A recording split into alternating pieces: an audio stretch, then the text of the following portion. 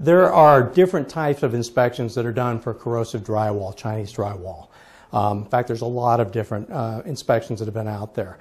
There are the beginning inspections that were done just on a visual inspection, where an inspector would come out and look for visual clues that the house might have corrosive drywall. That typically was done by the inspector coming and looking at the HVAC coils to see if they were darkened, looking at ground wires on outlets or switches, looking at different copper elements throughout the home to see if they're tarnished. From there, if they found tarnished elements, they would either say that there's a high likelihood that there's Chinese drywall or corrosive drywall, or they would go on to actually start looking for those boards that are specifically corrosive drywall boards.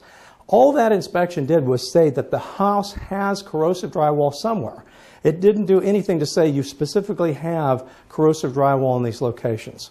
And the purpose was because up to the point where National introduced the Selective Removal Protocol, the NSRP, it really didn't matter. If you had any corrosive drywall in the home, it meant that the house had to be completely gutted.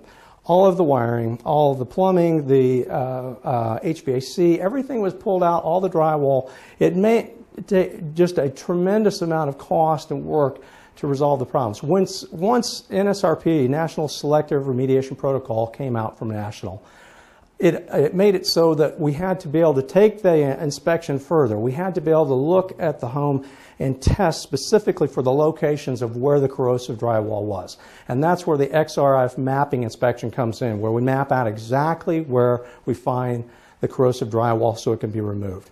Now that is a lot of work to do that. It takes an inspector several hours to map out a home, sometimes up to a day to map out a home in a very large home. And if you've got high ceilings or vaulted ceilings, that they have to be tested as well. So it's a very thorough inspection to make it so we identify exactly where we believe the corrosive drywall is, have it removed, and then back that with a warranty so you're protected. So the difference in the cost of the inspections, there's a lot of difference in cost from a basic inspection, identifying the house as possibly having corrosive drywall, to a full mapping inspection that tells us exactly where it is. It's just a lot more work, but absolutely critical. If the selective removal protocol is going to be done, we have to know where that corrosive drywall is.